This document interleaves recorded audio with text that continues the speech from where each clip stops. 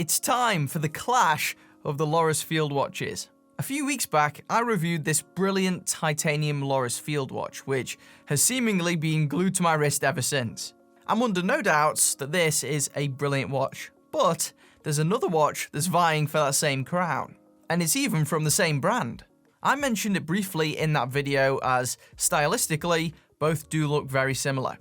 I figured we'd do a quick comparison to find out which might be the best option for you, because under the skin, these pair have their differences.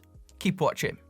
Price-wise, when you can get hold of them, these watches are incredibly affordable. The titanium watch was about £40, but seems to be more like £50 since that previous review was published. And its competitor, that Lumibrite Sports model, tends to hover at about £10 less at most retailers. Though due to the outbreak, pricing seems to have been thrown out the window.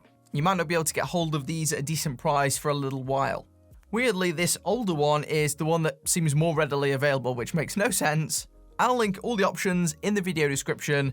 Perhaps that newer one will be available in your location. So let's discuss the similarities between the titanium watch and the steel one to begin with. Both watches offer surprisingly strong water performance considering they're not divers, coming in at 100 meters of water resistance each. This means you could realistically swim in both without any issues, but diving to super deep depths isn't really on the cards.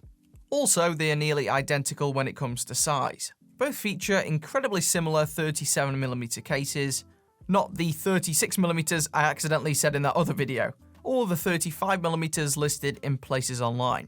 When paired with a short lug-to-lug size and slim depth, they both wear equally well for slimmer to average wrists.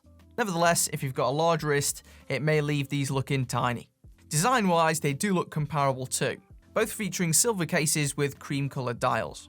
You get a fairly classic field watch look with each, even down to the canvas straps, which even share some design cues. Each of these is powered by a quartz movement 2, giving you accurate performance. Over the dial, you have a piece of mineral crystal on both of these, which offers some limited scratch protection. And to round it out, both of these come with a 2-year warranty, from most retailers at least. So that's some of the obvious similarities out of the way.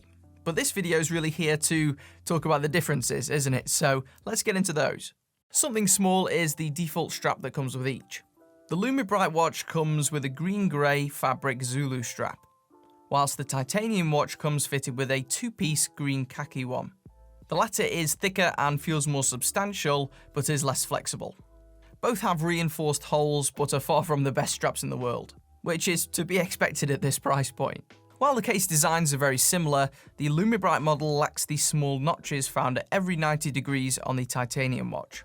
Furthermore, while both cases feature brushed finishes, they are a slightly different tone due to being constructed of different materials. As the name suggests, this titanium watch has a case that's fully constructed of titanium, which gives it a bit more of a warm hue. And this material obviously comes with the big benefit that this is super lightweight. Conversely, its sister features a stainless steel case instead. This video isn't going to go into the benefits and drawbacks of each material, though you will notice an increase in weight with the steel option. Neither are heavy watches in the slightest, though you're unlikely to have the Lumibrite one feel like it's disappearing on wrist in the same way that the titanium model does. Furthermore, when you've got them side by side, you'll notice that the dials are clearly different. Due to the Lumibrite luminous coating, the steel model has a green tinge to the dial, whilst the other watch maintains a cream look. While I'm not a fan of this Lumibrite dial colour in daylight, in low light it's unbelievably effective. It looks like you have something from Chernobyl glowing on your wrist. This makes it incredibly easy to read and serves its purpose extremely well.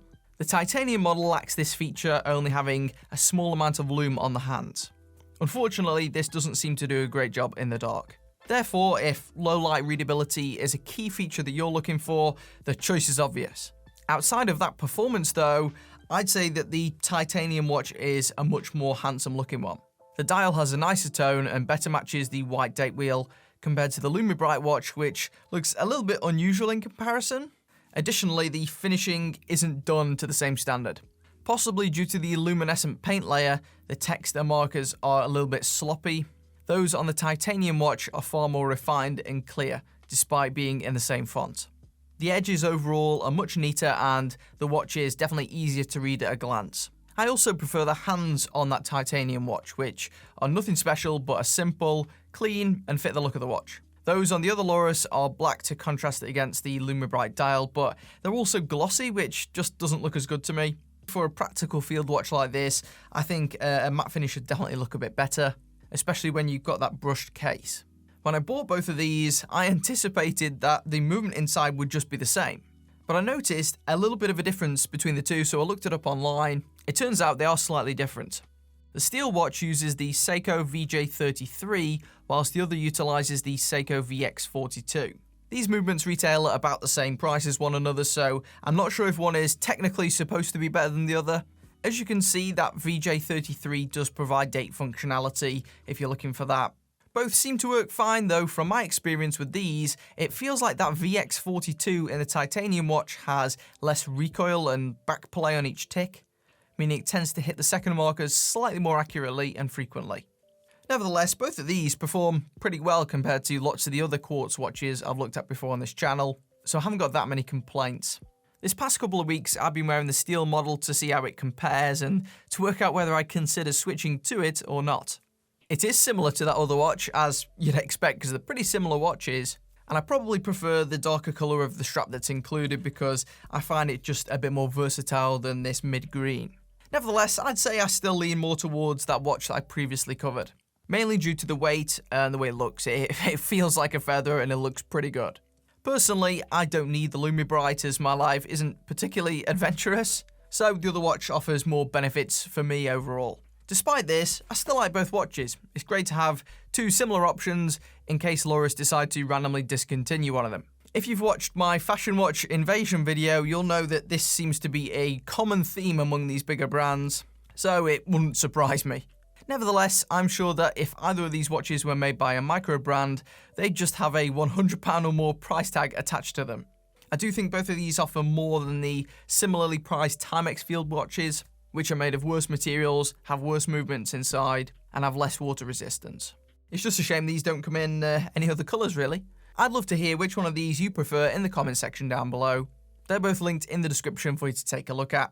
Good luck finding them at the moment. If you enjoyed this video, consider subscribing, and I'll see you in the next one.